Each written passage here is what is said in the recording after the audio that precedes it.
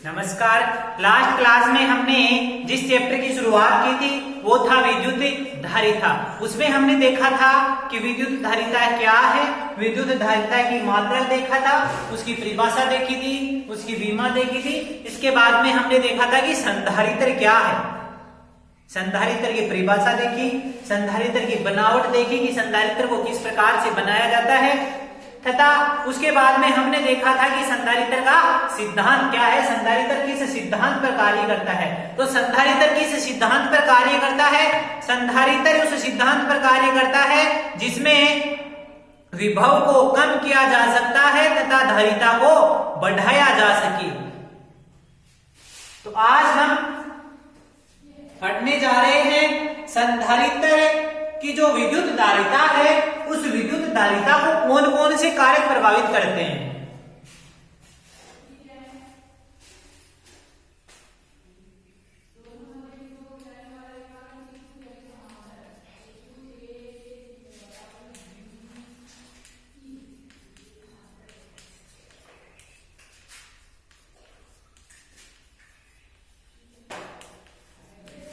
संधारित्र की धारिता को प्रभावित करने वाले कारक।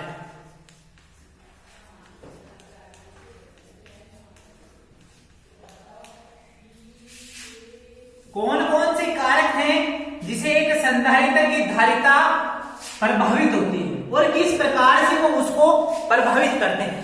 एक तो हमने जब संधारित्र का निर्माण किया था, उसका जब हम सिद्धांत पढ़ रहे थे, तो सिद्धांत पढ़ रहे थे तो हमने देखा था कि दो विपरीत प्रकृति की प्लेटें थी। तो एक तो इन प्लेटों की लंबाई होगी, इन प्लेटों का क्षेत्रफल होगा, एक इन दोनों प्लेटों के बीच की दूरी होगी, और एक इन दोनों प्लेटों के बीच में जो पदार्थ होगा प्राविद्युतांक, उसी पदार्थ, इन तीन कारकों पर एक संधारित्र की धारिता निर्भर करती है। तो इसमें पहला लिखो प्लेटों के क्षेत्रफल।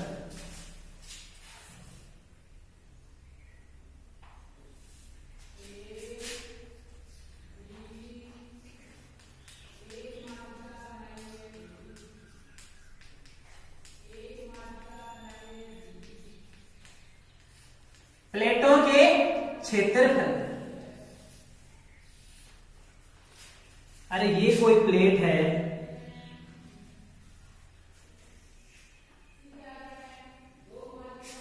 इस प्लेट का यदि क्षेत्रफल इतना है, एक कोई ये दूसरी प्लेट है,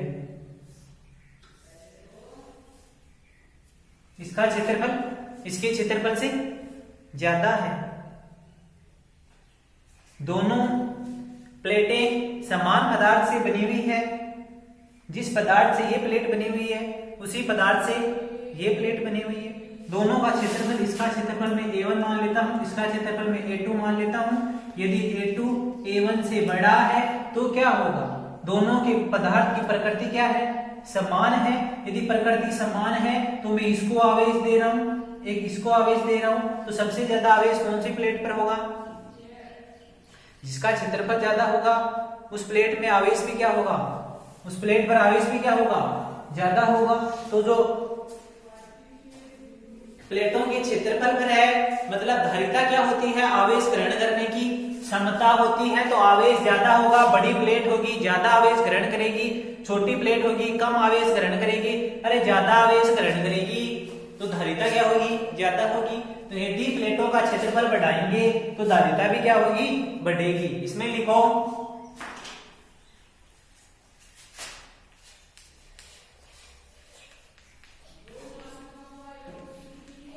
संधारित्र की धारिता प्लेटों के क्षेत्रफल के समानुपाती होती है। अर्थात हम कह सकते हैं यदि प्लेटों का क्षेत्रफल बढ़ाएंगे, यदि प्लेटों का क्षेत्रफल बढ़ाएंगे तो विद्युत धारा जो धारिता है उस धारिता का मान भी क्या होगा? बढ़ेगा।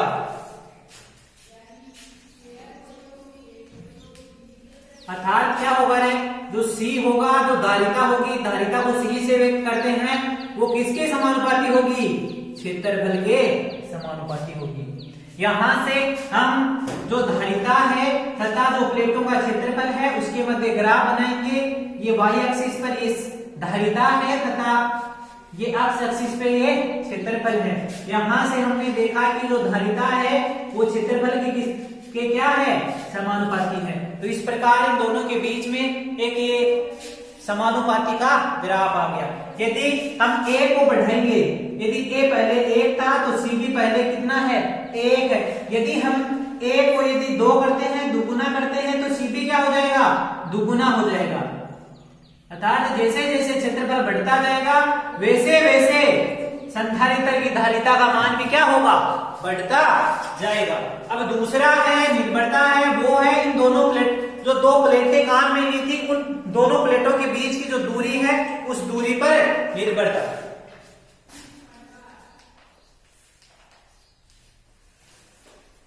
प्लेटों के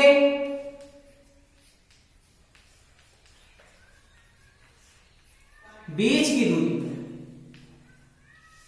जो प्लेटों के बीच की दूरी होती है उसके जो धारिता है वो क्या होती है? व्युत्क्रमानुपाती होते हैं। इसका सत्यापन हम आगे करेंगे। हम देखेंगे कि किस प्रकार ये समानुपाती क्षेत्रफल के थी, किस प्रकार ये दूरी के व्युत्क्रमानुपाती होती है। तो इसमें लिखो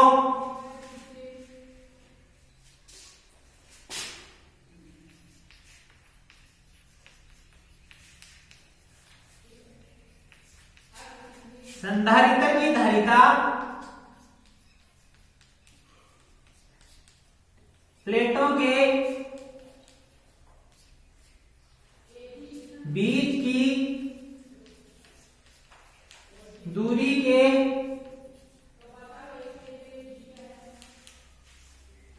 व्युत्क्रमानुपाती होती है। अरे व्युत्क्रमानुपाती का मतलब है यदि दूरी बढ़ेगी तो धारिता क्या होगी? घटेगी। अर्थात क्या होगा? अर्थात C समानुपाती 1/d या C व्युत्क्रमानुपाती d। जैसे जैसे दूरी बढ़ेगी वैसे वैसे धारिता घटेगी। यहां से इन दोनों के बीच में हम ग्राफ देख सकते हैं, दूरी और धारिता के बीच में x एक्सिस पे दूरी है तथा y एक्सिस पे धारिता है, तो इनके बीच में ग्राफ आएगा। वो कैसा आएगा? व्युत्क्रमानुपाती का ग्राफ आएगा। ये इनके बीच में ग्राफ होगा।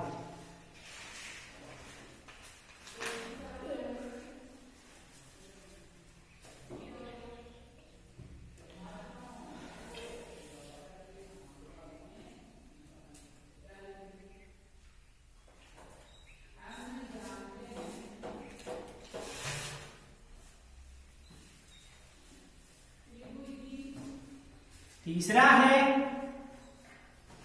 माध्यम की प्रकृति पर।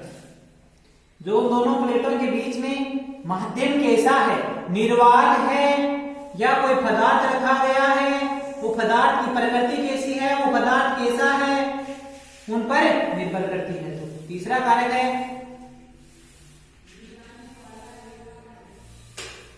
माध्यम की प्रकृति पर। ये अलग अलग माध्यमों के लिए धारिता का मान अलग अलग होता है। तो इसमें लिखो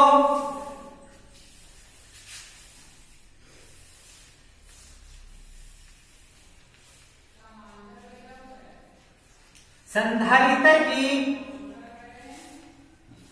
धारिता माध्यम की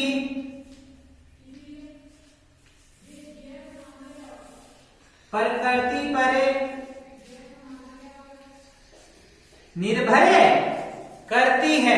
अर्थात दोनों प्लेटों के बीच में वायु है या कोई पदार्थ रखा गया है, उस स्थिति में धारिता का मान क्या होगा? अलग अलग होगा। इसके बारे में हम देखेंगे कि धारिता का मान ये जो माध्यम होता है उसकी प्रकृति पर निर्भर कैसे करता है। चौथी निर्भरता है वो है ज्यामितीय आकृति पर। जो प्लेटें हैं उन प्लेटों की आकृति कैसी है जो संधारित्र बना रहे हैं उस संधारित्र की आकृति कैसी है? गोलीय संधारित्र है क्या, बेलनाकार संधारित्र है या समांतर प्लेट संधारित्र है? इनकी जो ज्यामिति होती है उन ज्यामिति पर भी निर्भर करती है। तो चौथा कारक है ज्यामितीय आकृति पर।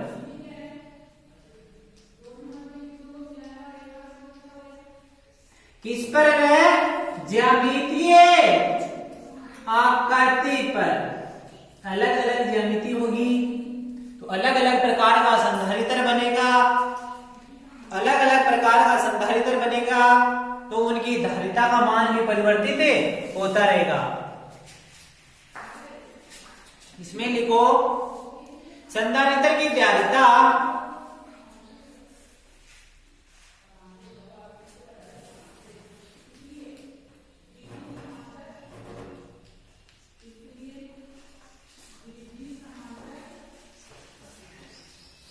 संधारित्र की धारिता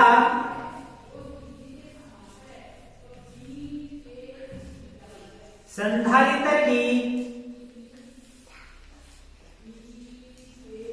ज्यामितीय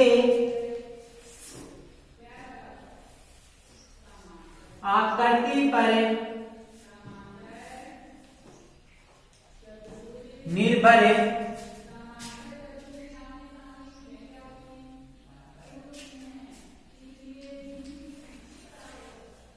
करती है। अर्थात यदि ज्यामिति परिवर्तित होगी तो उस संधारित्र की धारिता का मान भी क्या होगा? परिवर्तित होगा। इसके बारे में हम आगे देखेंगे कि जो गोलीय संधारित्र होता है उसकी धारिता कितनी होती है, जो समांतर प्लेट संधारित्र होता है उसकी धारिता कितनी होती है और किस प्रकार ये क्षेत्रफल, दूरी तथा माध्यम की प्रकृति पर निर्भर करती है। तो ये थे 4 कारक जो संधारित्र की प्रकृति को संधारित्र की धारिता को प्रभावित करते थे। क्वेश्चन आ सकता है कि संधारित्र की धारिता को प्रभावित करने वाले कारकों के बारे में बताइए। तो कारक कौन से हैं? 4 कारक हैं। इन 4 कारकों के बारे में बताता है। तो ये थे प्रभावित करने वाले कारक। अब हम अलग अलग संधारित्र लेंगे, उन अलग अलग संधारित्रों की धारिताओं का मान याद करेंगे। पहला लेते हैं हम समांतर प्लेट संधारित्र। समांतर प्लेट संधारित्र में क्या होगा? 2 प्लेटें होगी, वो परस्पर क्या होगी? समांतर रूप से व्यवस्थित होगी। उन प्लेटों से जो संधारित्र बनेगा वो समांतर प्लेट संधारित्र होगा और उसकी धारिता का मान हम देखते हैं कि उसकी धारिता का मान कितना आएगा।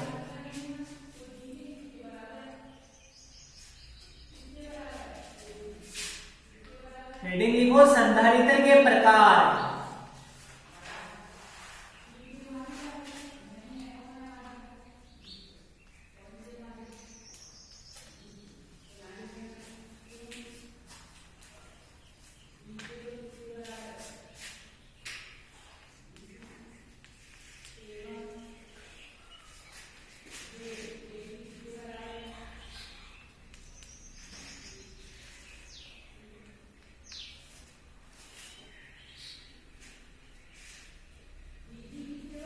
तो संधारित्र के प्रकार। अब संधारित्र के प्रकार किस प्रकार होंगे कि जो ज्यामितीय आकृति होगी उसके आधार पर संधारित्र अलग अलग प्रकार का होता है। इसमें देखो संधारित्र 3 प्रकार के होते हैं, या संधारित्र के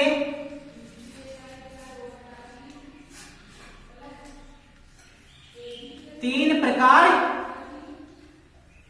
होते हैं। पहला है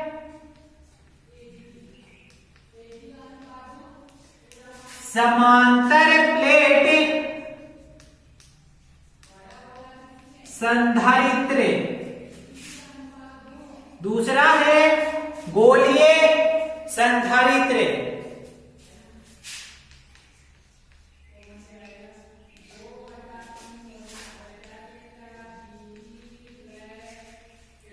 गोलीय संधारित्र, तीसरा है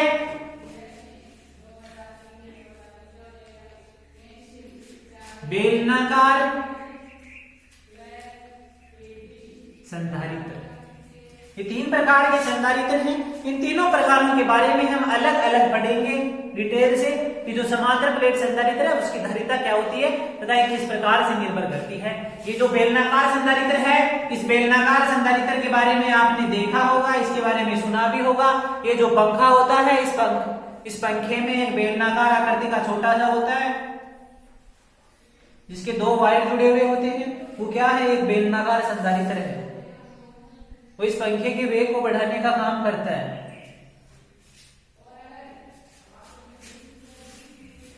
अब हम देखते हैं, पहला लेते हैं समांतर प्लेट संधारित्र।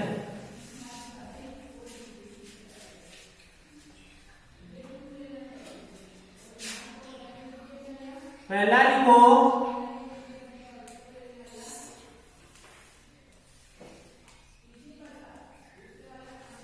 समांतर प्लेट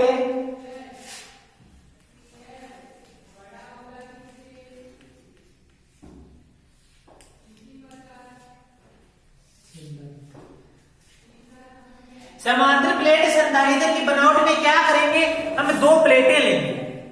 उन दोनों प्लेटों को हम परस्पर क्या करेंगे, एक दूसरे के समांतर d दूरी पर रखे देंगे। फिर उनमें से एक प्लेट होगी, उस प्लेट को हम किसके, एक चालक तार की सहायता से जोड़ देंगे तथा जो दूसरी प्लेट होगी उसको हम क्या कर देंगे, भू संपर्कित कर देंगे। तो इसमें लिखो पहले इस समांतर प्लेट संधारित्र की बनावट। किस प्रकार से समांतर प्लेट संधारित्र को बनाया जाता है।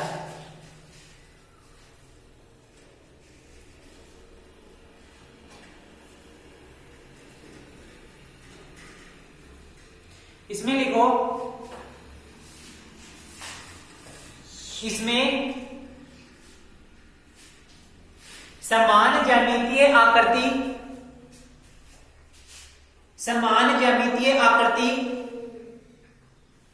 व समान क्षेत्रफल की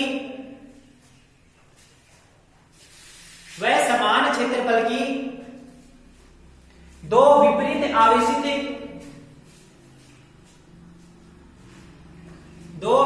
आवेशित चालक प्लेटों को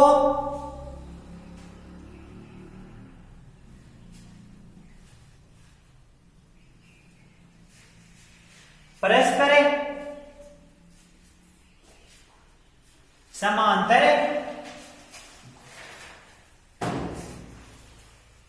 एवं अल्प दूरी d पर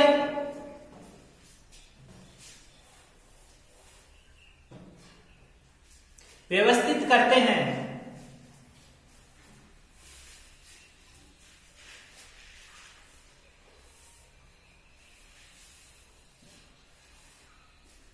इन दोनों प्लेटों के मध्य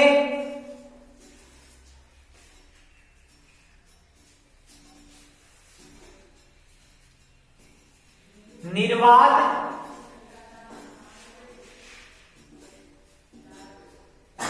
या कोई पराविद्युत पदार्थ भरा होता है।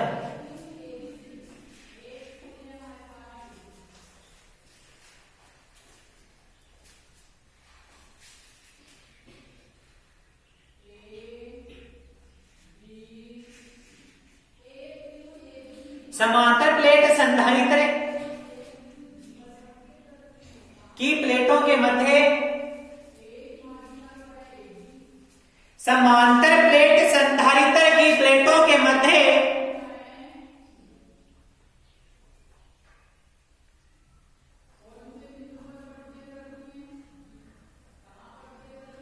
विद्युत क्षेत्र रेखाएं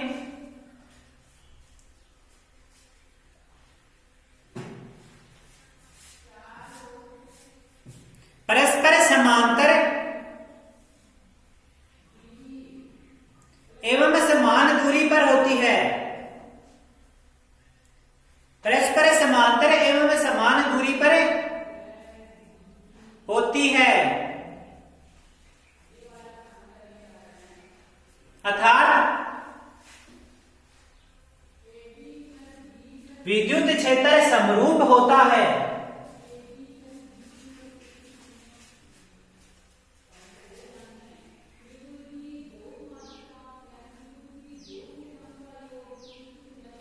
लेकिन किनारों से पारस्परिक गठाव के कारण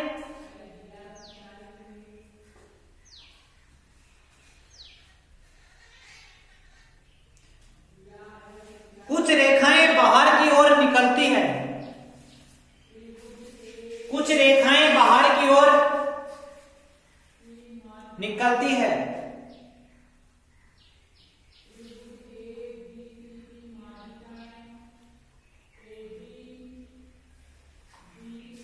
जिसे कम करने के लिए प्लेटों की लंबाई अधिक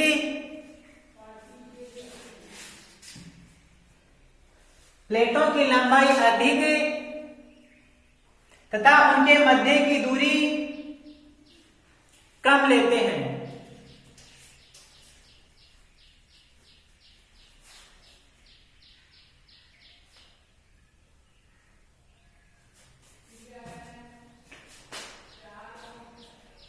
ये हमने क्या लिया, दो प्लेट ली, दोनों प्लेटें क्या है, विपरीत आवेशित है। ये विपरीत आवेशित कैसे हुई, ये कोई चालक प्लेट थी, इस प्लेट को हमने क्या दिया, आवेश दे दिया है, आवेश दे दिया। इसके पास में दूसरी हम प्लेट लाए, निरावेशित प्लेट थी, इस निरावेशित प्लेट को लाए तो इस पर जो अंदर वाला हिस्सा है उस पर तो विपरीत प्रकृति का आवेश मतलब ऋणात्मक आवेश तथा बाहर वाले जो सिरा है उस पर किस प्रकार का धनात्मक प्रकृति का आवेश है। इस धनात्मक प्रकृति के आवेश को हमने क्या कर दिया, भू संपर्कित कर दिया, जिससे ये जितना भी धनात्मक आवेश है ये पृथ्वी में चला गया। तो ये दोनों विपरीत प्रकृति की दो प्लेटें होगी, एक प्लेट P1 ले ली, दूसरी प्लेट P2 ले ली।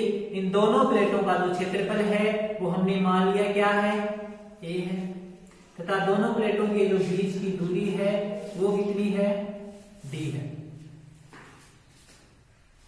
यहां से हमने देखा कि इसमें जो विद्युत क्षेत्र रेखाएं होती है वो परस्पर समांतर होती है। ये हमने परस्पर समांतर विद्युत बल रेखाओं का निर्माण कर लिया।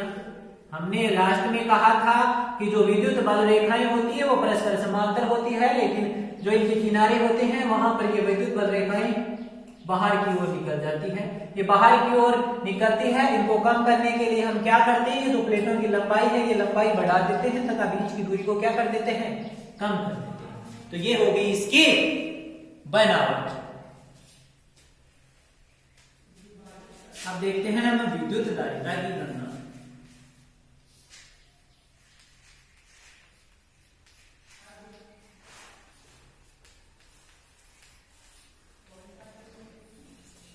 विद्युत धारिता की गणना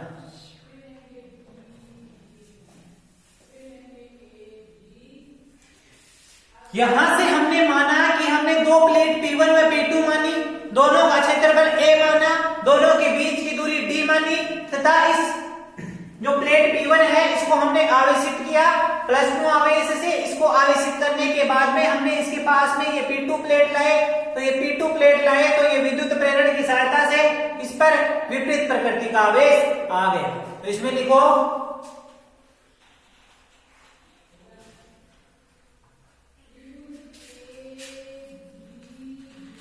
माना समांतर प्लेट संधारित्र की प्लेटों का क्षेत्रफल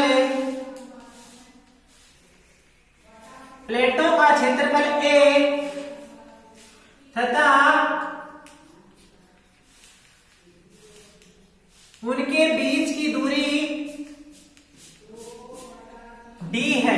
प्लेटों का क्षेत्रफल क्या है, A है तथा दोनों प्लेटों के बीच की दूरी क्या है, D है।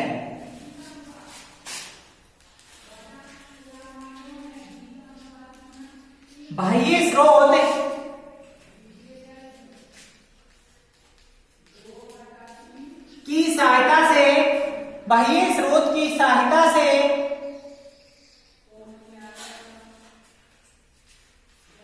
प्लेट P1 को प्लस Q आवेश दिया जाता है।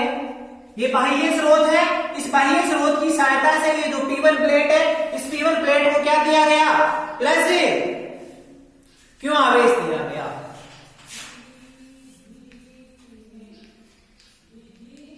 विद्युत प्रेरण से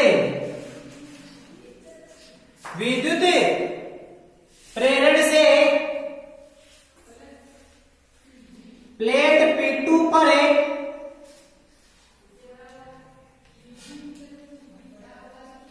विपरीत प्रकृति का बाह्य विद्युत प्रेरण से प्लेट P2 पर विपरीत प्रकृति का आवेश आ जाता है, अर्थात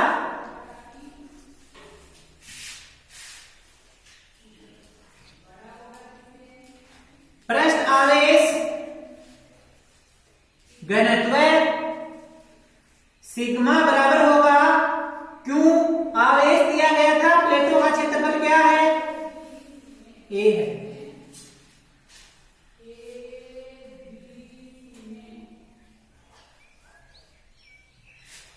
यह गया पृष्ठावेश घनत्व। अब ये प्लेटें हैं, इन दोनों प्लेटों के कारण, प्लेटें कैसी है, चालक प्लेटें हैं, तो चालक प्लेटों के कारण विद्युत क्षेत्र की तीव्रता का मान कितना होता है, ए बराबर सिग्मा अपॉन 2 एप्सिलॉन नॉट। ये दूरी पर निर्भर नहीं करता है। मैं इसके कारण इस बिंदु, मान लिया मैं को ये बिंदु ले लेता हूं, अर्थात मैं वो बिंदु ले रहा हूं दोनों प्लेटों के बीच में, ये दोनों प्लेटों के बीच में मैं वो बिंदु ले रहा हूं, ये बिंदु ले लिया, इस बिंदु पर ये बिंदु यहां ले लो, यहां ले लो, कहीं ले लो, इन दोनों प्लेटों के बीच में। यहां पर हमें विद्युत क्षेत्र की जो तीव्रता है वो ज्ञात करें। धनात्मक प्लेट के कारण विद्युत क्षेत्र की तीव्रता क्या आएगी, दूर आएगी, ऋणात्मक प्लेट के कारण अपनी ओर आएगी, मतलब दोनों के कारण उत्पन्न विद्युत क्षेत्र की तीव्रता परस्पर क्या हो जाएगी, जुड़ जाएगी। इसमें लिखो है प्लेटों पर उत्पन्न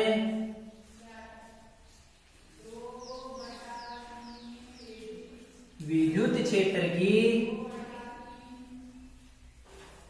तीव्रता, इस P1 प्लेट के कारण विद्युत क्षेत्र की तीव्रता को E1 मान लेते हैं तथा इस P2 के कारण उत्पन्न विद्युत क्षेत्र की तीव्रता को हम क्या मान लेते हैं, E2 मान लेते हैं। अरे E1 कितना होगा, सिग्मा अपॉन 2 एप्सिलॉन नॉट तथा E2 भी कितना होगा, सिग्मा अपॉन 2 एप्सिलॉन नॉट।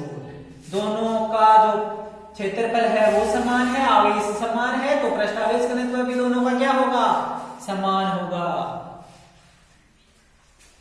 तो ये किसका मान आ गया, दोनों प्लेटों के कारण। अब हम देखते हैं इनके प्लेटों के जो मध्य बिंदु है, उस मध्य बिंदु पर विभव अतः कुल विद्युत क्षेत्र की तीव्रता, अरे कुल विद्युत क्षेत्र की तीव्रता को E मान लेता हूं, E कितना होगा, E1 प्लस E2 होगा, तो मैं E1 बाई E2 का मान sigma upon 2 epsilon not plus sigma upon 2 epsilon not, यहां से विद्युत क्षेत्र की तीव्रता का मान कितना आ गया रे, सिग्मा अपॉन एप्सिलॉन नॉट आ गया। अब हम देखते हैं विभवांतर का मान, इसे समीकरण नंबर 1 नाम देते हैं।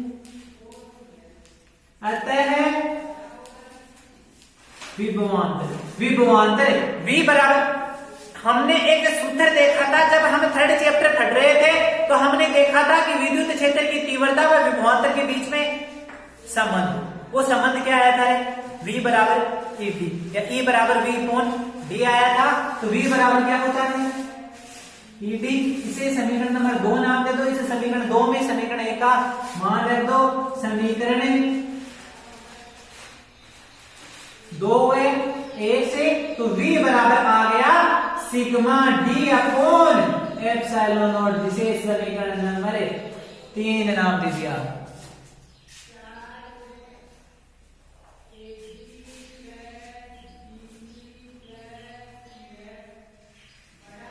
यहां से हमने देखा कि सिग्मा बराबर क्या है, क्यों अपॉन ए है, तो हम उसकी जगह क्या लिख देंगे। अब हम देखते हैं विद्युत धारिता की परिभाषा क्या है।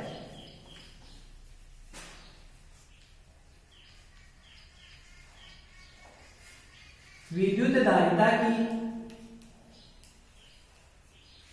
परिभाषा से क्या आया था, C बराबर आया था क्यों अपॉन V आया था, जिसे समीकरण नंबर 4 दे दो, समीकरण 4 में समीकरण 3 का मान रख दो, समीकरण 4 में 3 से, तो C बराबर आ गया क्यों। यहां से मैं इस जो सिग्मा है, इस सिग्मा की जगह क्या लिख सकता हूं, क्यों अपॉन ए लिख सकता हूं रे, तो मैं क्यों अपॉन ए लिख दूंगा।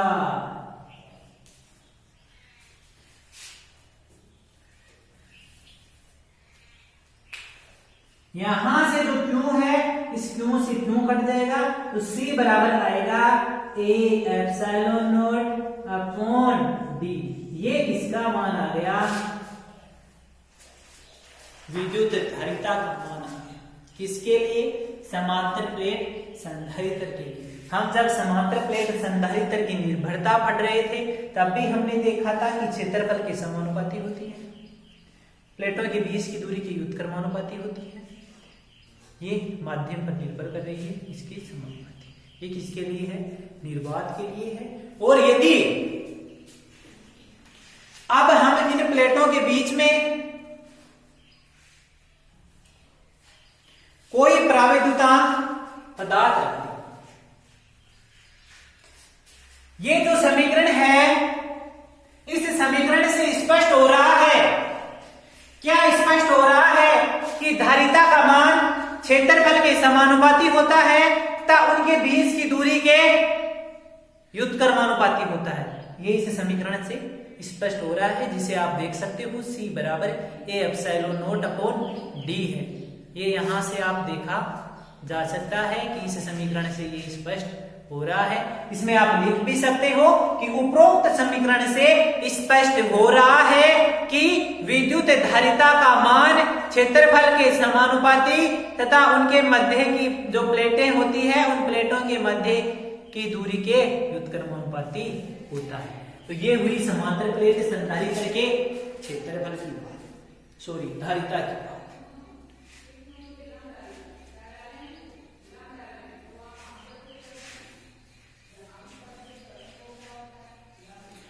अब हम, ये तो किसकी बात हुई जब निर्वात हो।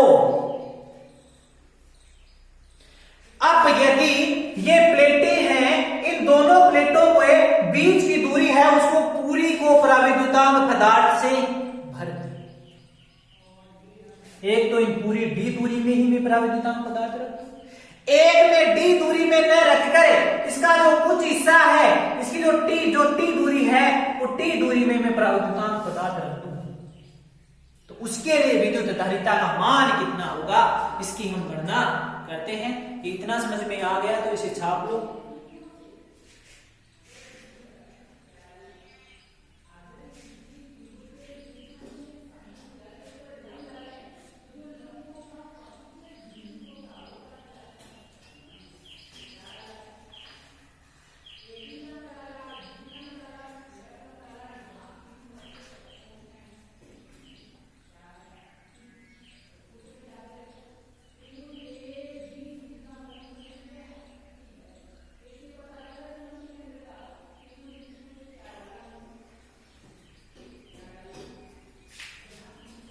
अब हम देखते हैं कि जो प्लेटें हैं, प्लेटों के बीच की दूरी है, उसको पूरी को प्रावैद्युतांक पदार्थ से, ये निर्वात के लिए है कितना, C बराबर A epsilon not upon D. ये जब निर्वात हो, कुछ दिया गया नहीं हो उन दोनों प्लेटों के बीच में, तब आपसे विद्युत धारिता का मान पूछे तो उसका मान कितना होगा, A epsilon not upon D होगा। अब हम देखते हैं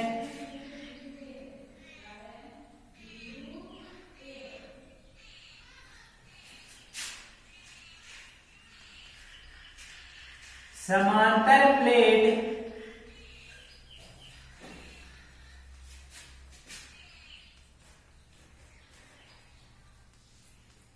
संधारित्र की धारिता जब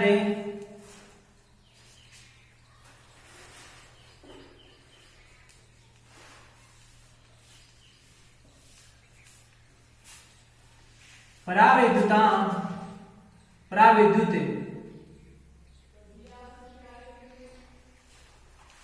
पदार्थ उपस्थित हो।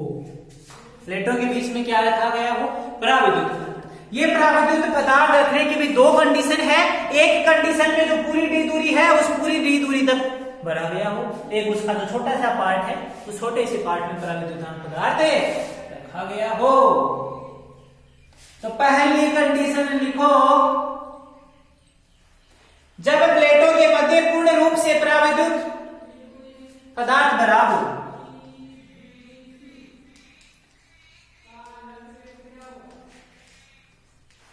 जब प्लेटों के मध्य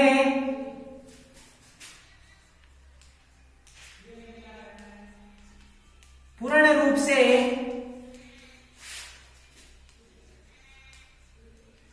पराविद्युत पदार्थ भरा हो या रखा गया हो, ये पहली है कंडीशन। इसमें हम देखेंगे कि जो दो विपरीत प्रकृति की प्लेटें होंगी उन दोनों प्लेटों के बीच में पराविद्युतांक पदार्थ रखा गया है। इसमें लिखो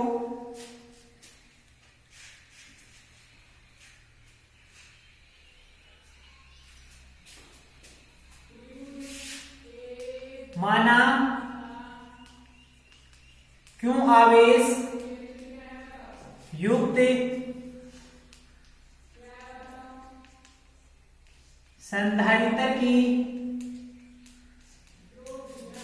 प्लेटों का क्षेत्रफल A तथा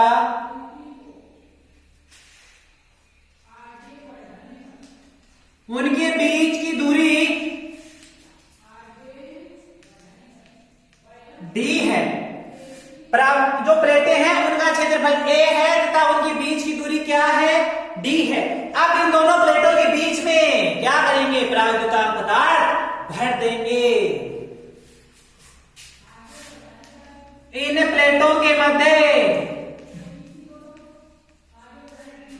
पूर्णतया एप्सिलॉन r पराविद्युतांक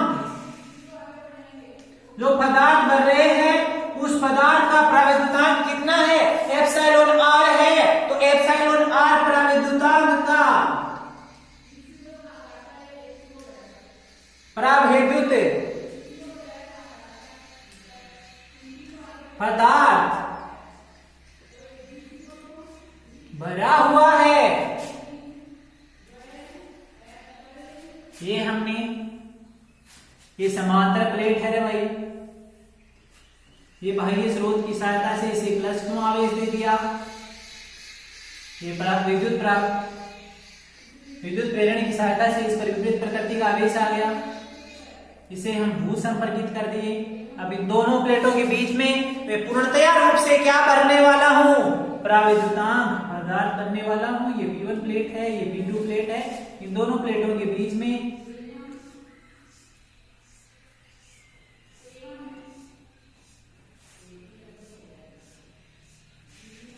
ये क्या कर दिया, पराविद्युत पदार्थ कर दिया जिसका पराविद्युतांक कितना है, एप्सिलॉन r है। दोनों के बीच की दूरी कितनी है, डी है। अब देखते हैं इसकी धारिता कितनी है।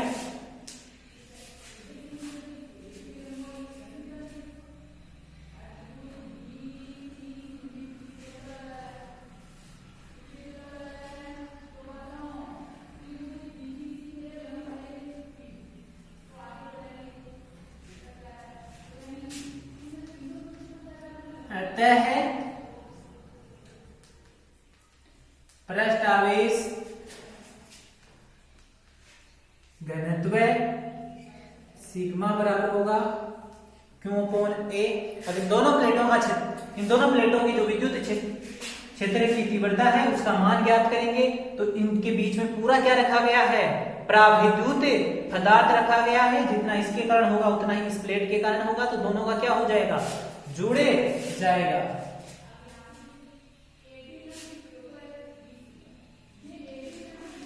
एवं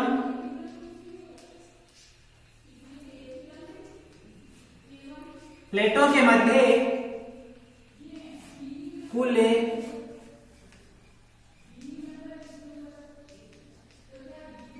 विद्युत क्षेत्र की तीव्रता।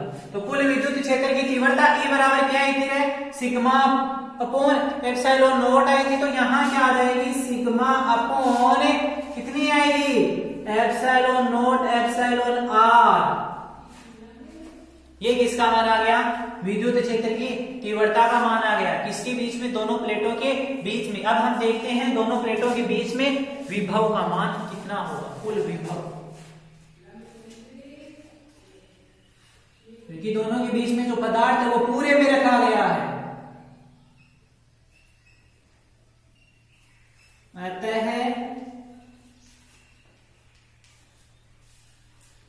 कुल विभव, विभव V बराबर क्या होता है, T होता है। यहां से E का मान रख देंगे तो V बराबर आएगा sigma D upon epsilon naught epsilon r. ये किसका मान आ गया, विद्युत विभव का मान आ गया दोनों प्लेटों के बीच में। अब हम किसकी बात करेंगे, विद्युत धारिता की बात।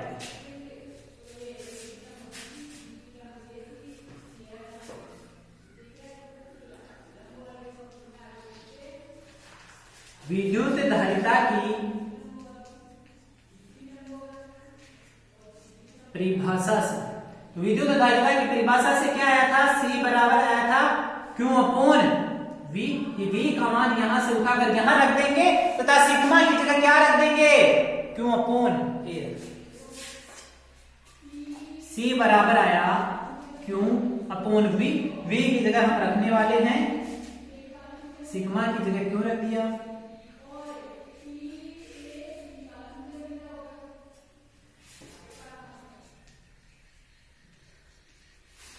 क्यों से क्यों कट गया तो आया A epsilon naught epsilon R upon D। ये जब जो प्राविद्युत पदार्थ है वो इन दोनों के बीच में पूर्ण रूप से भरा गया हो, कोई स्पेस नहीं हो, ये दोनों प्लेटों के बीच में पूरी दूरी में क्या रखा गया हो, प्राविद्युत पदार्थ जिसका प्राविद्युतांक कितना हो, एप्सिलॉन R हो, तब विद्युत धारिता का मान कितना आया, epsilon naught epsilon R upon D आया। अब हम इसकी जो अगली कंडीशन है उसमें देखते हैं कि जो प्राविद्युत पदार्थ है वो इसमें पूर्ण रूप से नहीं भरा गया है, कुछ दूरी में ही प्राविद्युत पदार्थ रखा गया है। लिखो अगली,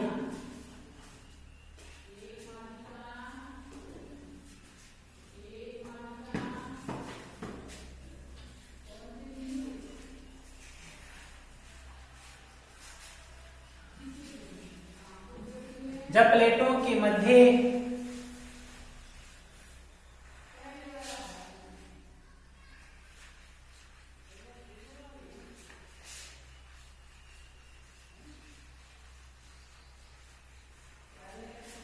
आंशिक रूप से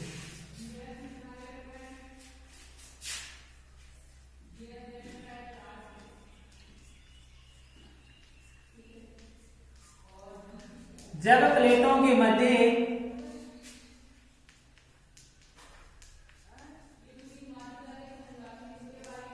आंशिक रूप से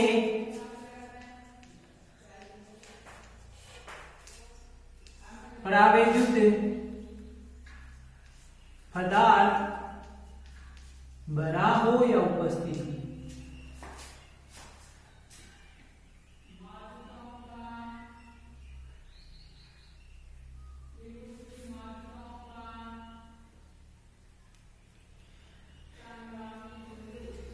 इसमें लिखो, माना किसी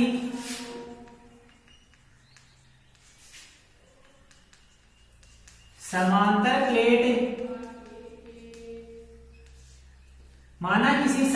प्लेट संधारित्र की प्लेटों का क्षेत्रफल A तथा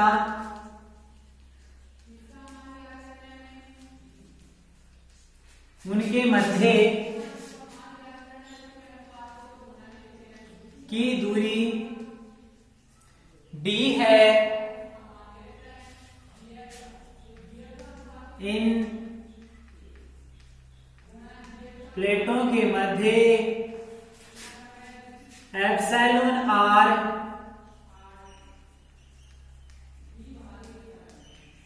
परावैद्युतांक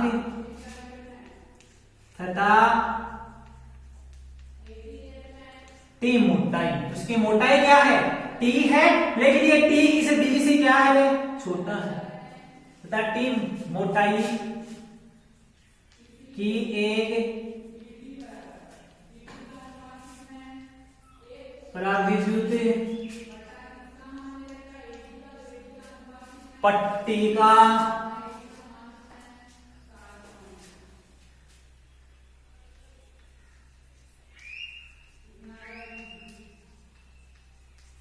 रखी हुई है।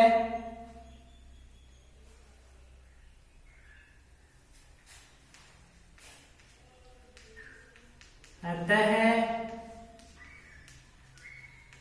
प्लेटों के मध्य निर्वात कितना बचेगा रे? टी मोटाई की पट्टिका रखी, टोटल डी थी तो डी माइनस टी निर्वात। अतः प्लेटों के मध्य निर्वात की मोटाई डी माइनस टी होगी। हमने ये दो प्लेटें मानी भाई। ये स्रोत की सहायता से इसे प्लस क्यों आवेश दिया गया है, इसे माइनस क्यों आवेश दिया गया, सॉरी विद्युत प्रेरण की सहायता से माइनस क्यों आवेश है। इनके बीच में ये कोई टी मोटाई की एक परावैद्युत पट्टिका रख दी जिसका परावैद्युतांक कितना है? एप्सिलॉन r है। इसकी मोटाई कितनी है? T है। टोटल दूरी कितनी है? D है। तो ये T थी, टोटल D थी। तो अब ये जो निर्वात है वो निर्वात कितने में है? D माइनस T में है। तो यहां से जो विद्युत क्षेत्र होगा वो इस निर्वात में अलग होगा तथा इसे पट्टिका में अलग होगा।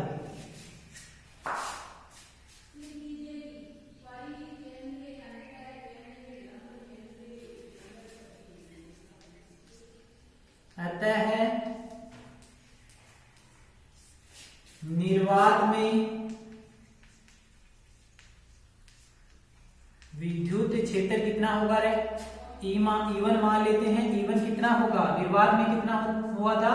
सिग्मा अपॉन एप्सिलॉन नॉट तथा परावैद्युत पट्टिका में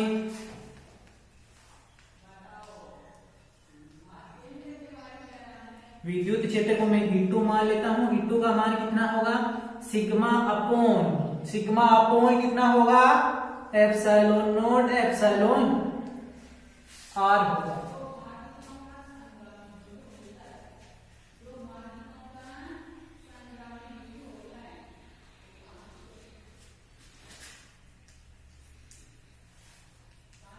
इसी प्रकार विभव कितना होगा? विभव निर्वात में मैं विभव को V1 मान लेता हूं तथा परावैद्युत पट्टिका में मैं V2 मान लेता हूं। तो निर्वात के लिए जो D होगा, D का मान कितना होगा? D माइनस टी होगा तथा इस परावैद्युत पट्टिका के लिए जो टी होगा उसका मान कितना होगा, टी होगा। तो V बराबर V1 बराबर क्या होगा, V बराबर 8D होता है तो E1 D माइनस टी होगा।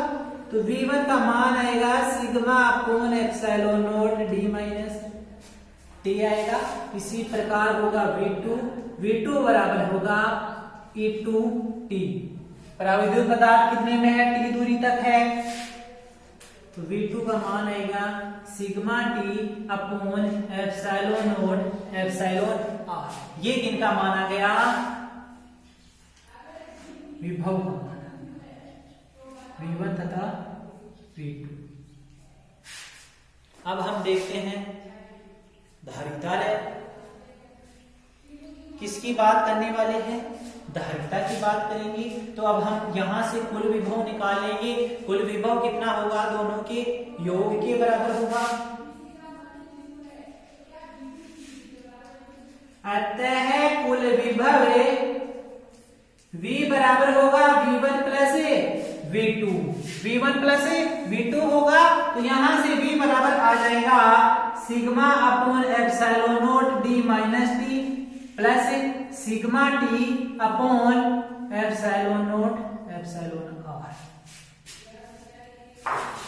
ये जो V1 प्लस V2 आया, ये V1 का मान यहां से रख दिया तब V2 का मान यहां से यहां रख दिया। अतः धारिता की परिभाषा से, अतः धारिता की परिभाषा से क्या होगा, C बराबर होता है Q अपॉन V। तो C बराबर होगा Q अपॉन V। अरे V में मैं सिग्मा की जगह क्या लिख सकता हूं, Q upon A। Q upon A D minus T upon epsilon not plus QT upon A epsilon naught epsilon R। यहां से एक Q कॉमन आ जाएगा तथा A कॉमन आ जाएगा, और क्या कॉमन आएगा, और एक एप्सिलॉन नॉट कॉमन आ जाएगा।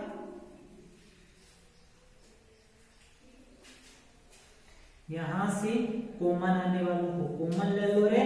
कॉमन आएगा Q upon A epsilon not, यहां बचेगा D माइनस T प्लस में बचेगा T अपॉन एप्सिलॉन R। इस Q से Q कट जाएगा तो C बराबर आ जाएगा A epsilon not upon D minus T plus T upon epsilon R। ये A एप्सिलॉन नॉट नीचे था, ये कहां चला जाएगा, ऊपर चला जाएगा। अब यहां से आप क्या ले लो, लघुत्तम ले लो। यदि लघुत्तम लोगे तो ये कहां चला जाएगा, ऊपर चला जाएगा। ये बना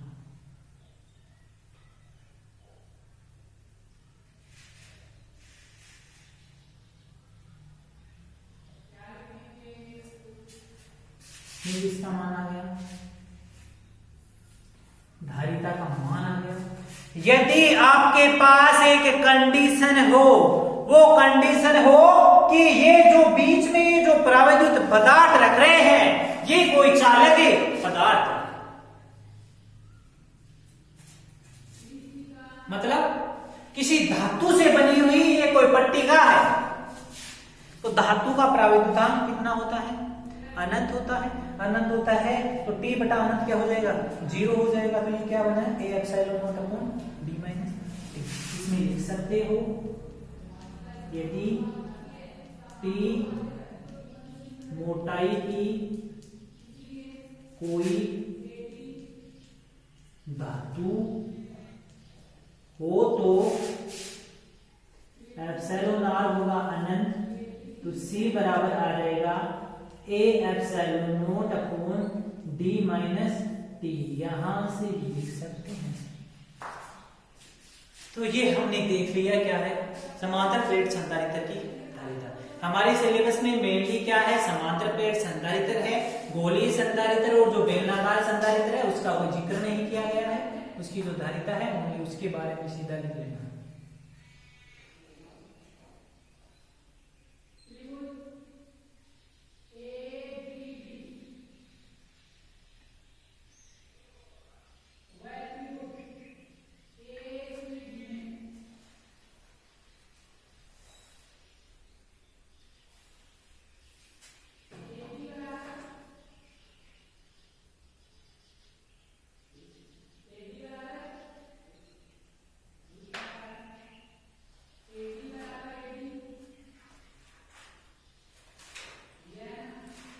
अब ये जो पदार्थ रखा गया है ना, इस पदार्थ को चाहे तुम यहां रख सकते हो, यहां रख सकते हो, यहां रख सकते हो, इसे कहीं भी रख लो।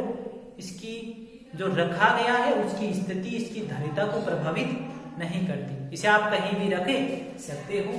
तो आज के लिए इतना ही। हम नेक्स्ट क्लास में पढ़ेंगे ये जो समांतर प्लेट है, इनकी ये जो समांतर प्लेट संधारित्र है, यदि समांतर प्लेट संधारित्र को यदि श्रेणी क्रम में जोड़ दिया जाए, समांतर क्रम में जोड़ दिया जाए तो उनकी धारिता कितनी होगी, किस प्रकार से ज्ञात करेंगे, तो हम नेक्स्ट क्लास में पढ़ेंगे।